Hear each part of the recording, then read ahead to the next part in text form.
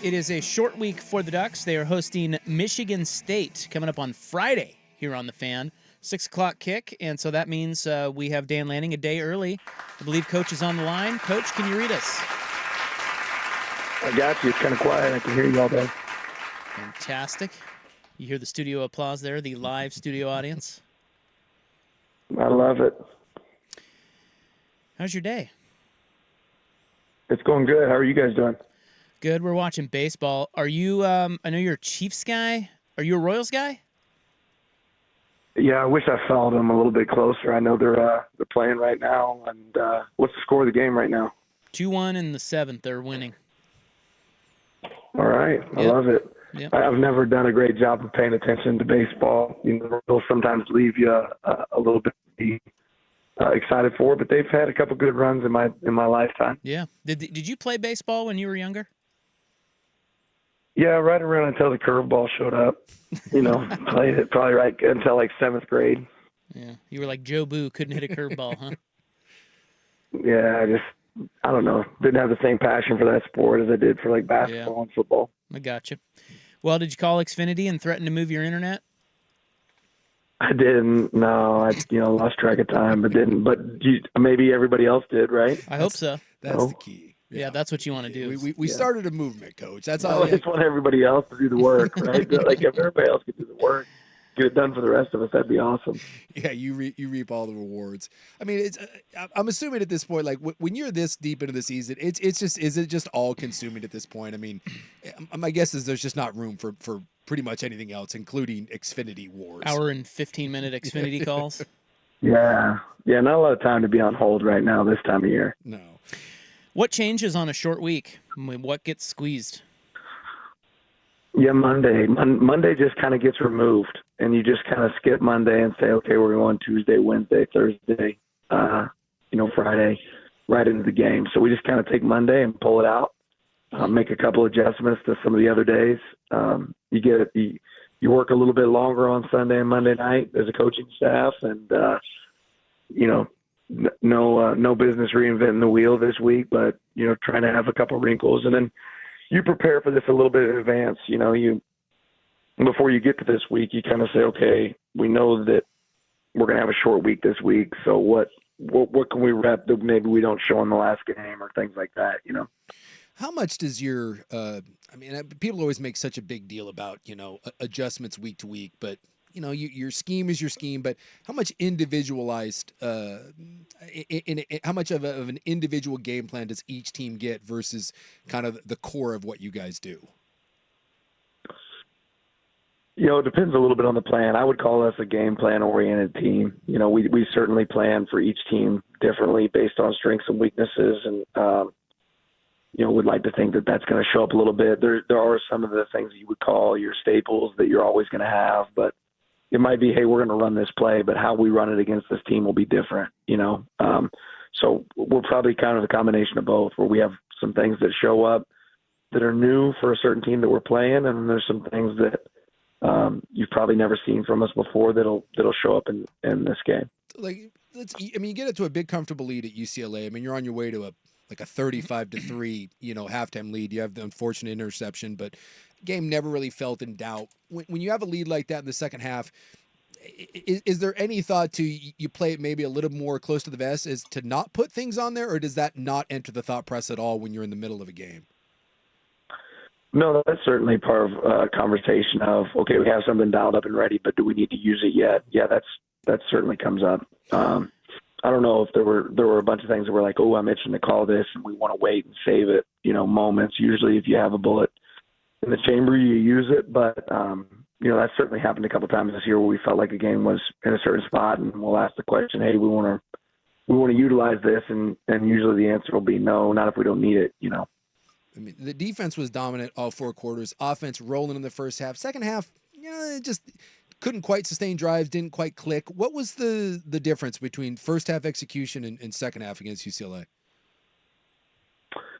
The combination of things. They did some good things, from their standpoint, also just different field position, and we just hurt ourselves a couple times. But, that will happen from time to time. I think the week before, against Oregon State, we scored every single drive. This this game we did in the second half, and that's an area for us to be able to improve.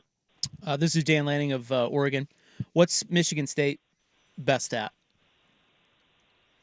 Yeah, great question. Offensively, they're a team that runs the ball. When they can get the running game going, it can be really effective, and they do it in unique ways. They'll add extra gaps with bigger personnel groups, and then they've been a really good shot team. They do a great job pushing the ball down the field, extended field shots, things like that. Are they similar? Defensively, a little. Yeah, go ahead.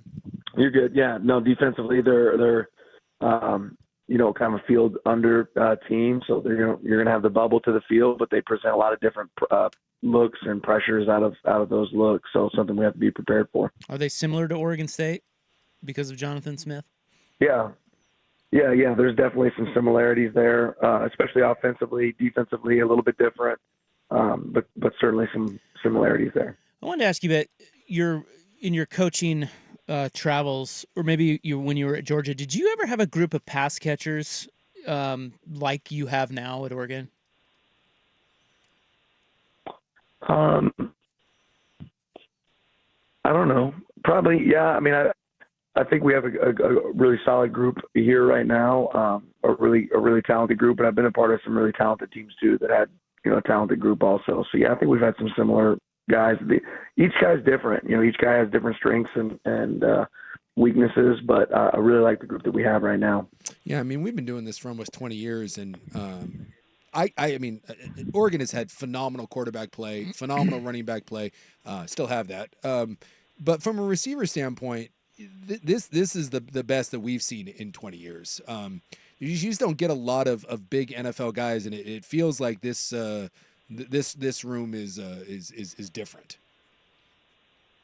Yeah, I think it's a group that can be really really special for us and can do a really good job. Certainly has a lot of talent, and I think they're getting better and better each week.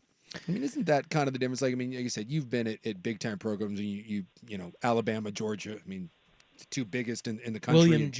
William Jewell, yes, the crown jewel. But it's like when you get to Oregon, and not that Oregon didn't have great talent, but I mean, was there one of those things where when you got here, you knew that if you wanted to be on that level, you needed rooms like this? You need position groups that are full of not one NFL guy, but 3 or 4 NFL guys.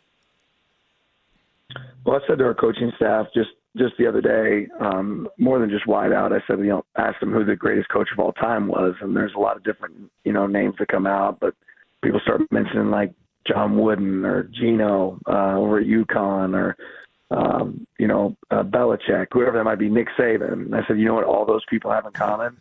They have the best players, right? So, like, if you want to be the best, like, go have the best players. And that doesn't matter really what position we're talking about. If you want to be the best, you need to have the best players. And that's why we put such an emphasis on recruiting. I think that matters a lot. And we certainly have some talented players on our roster right now.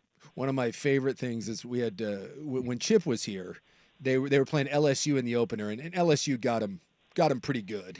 And after the game, someone asked Chip about how Oregon kind of had small, fast guys, and LSU had like the big, fast guys. And Chip was like, well, I want the big, fast guys too. They're just hard to find.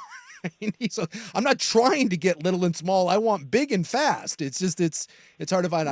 I'll never forget that. Someone insinuating that somehow he was trying to build the team different than what LSU was. Right. All right. Uniforms this week are the Heroes unis. If you guys haven't seen these, our listeners should check those out. They're designed by your family because your wife battled cancer. What years? I mean, I think she said 6 or 7 years cancer-free now? Yeah, 7 years now cancer-free. It was back when we were at Memphis. She was going through that battle. So how special is that? I know Nike came to you and put forth the idea, but the designs on the uniforms are her and the kids, and even you, I think, have a little design element in it that you added. Yeah, I don't know how much creativity I had involved in the thing, but yeah, it's really neat. It's a really, really cool touch and really cool piece. Definitely grateful for Nike being able to piece together, and I think it's something that hopefully everyone that's been affected by cancer can celebrate and recognize.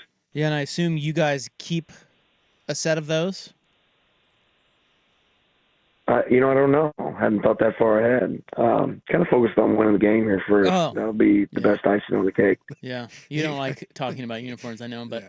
what's the ice cream story? I know the kids were talking about. Did you guys just always go for ice cream during that time, or because there's an ice cream cone? No, not necessarily that. Yeah, I heard that. Well, I think there's a couple pieces to it. I think one, whenever we would go visit Sophia at the hospital, they had this freezer that had like these little ice cream cups, and so when we'd go visit her when she was getting chemotherapy, the boys would always say, "Hey, Dad, can we get ice cream?" Well, there was ice cream there in the freezer at the hospital. And then I think the other piece of it, when they're asking Caden about designing uniforms, each kid drew some different things, and he actually drew an ice cream cone. He said, life without cancer is like ice cream on a hot summer day.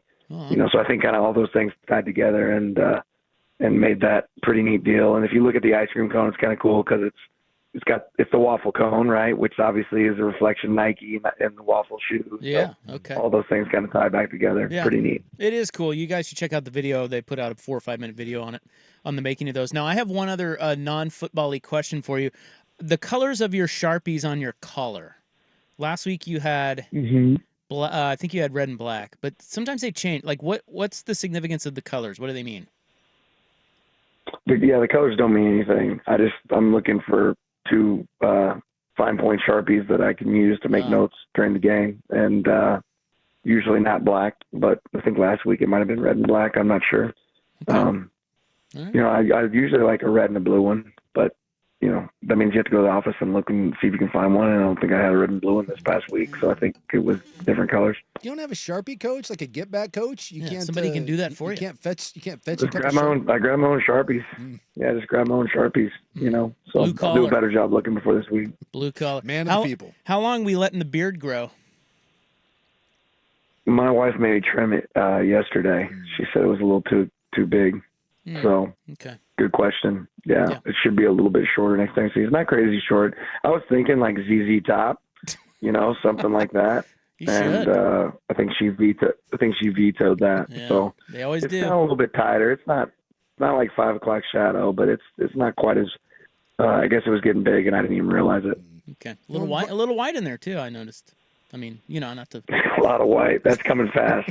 Yeah, a lot of white. It's coming fast. I don't feel like I had that when I first got here in Oregon. I think it's. I don't know what causes that, but I got it now. Dude, I'm telling you, it happens. It comes fast. Yeah. I have a big beard. I have a little bit of the ZZ Top beard, and I was sitting there like a year ago, and my son, who's older, he's like 20. He looked at me and just goes, "Oh my God, Dad!" He goes, "You have so much white." And we're just eating dinner. I'm like, "Thanks, son. Really appreciate that." Just. The kids, they have no filter, so it'll be when it gets super white, it'll be the kids that tell you. That's right. It means we got great experience, right? That's right. You earned those gray hairs.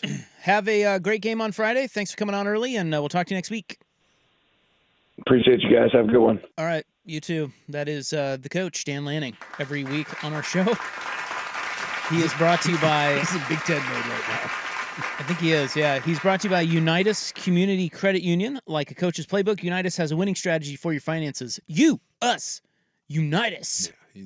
Yeah, dude, he's focused. He's an interesting one to last interview. week off the bye week. Yeah, he was in a great mood Yeah, last week, yeah. and this he's focused. he is definitely zeroed in. Ohio State's coming up next, and he has to get his own Sharpies. Yeah, I would have thought. That? I would have thought for certain there'd be a Sharpie coach. What is that, Buckley? I feel like he could just offhand say, "Hey, does anyone have a Sharpie?" And there'd be 6 people that run up and add one for him. Man. Yeah, that's like the Super Bowl for one little intern who's like, I That's gotta big find break, the Sharpie Jimmy. right now. Someone right now is listening to that in the Oregon PR department. Is like, Send him a. he doesn't want black. He wants doesn't red. want the black. Wants red and blue. That's so true.